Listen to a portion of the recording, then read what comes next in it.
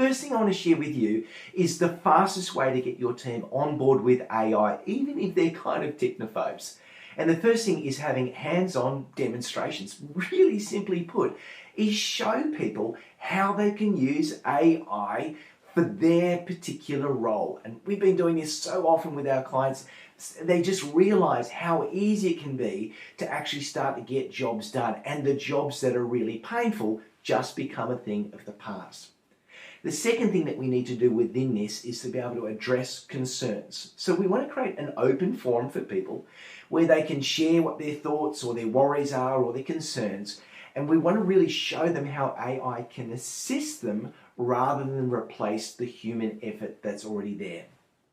And the third component of being able to get people on board with using the AI is to consider creating champion users. And this is where we identify an early adopter and those that are interested in AI, and we train them up.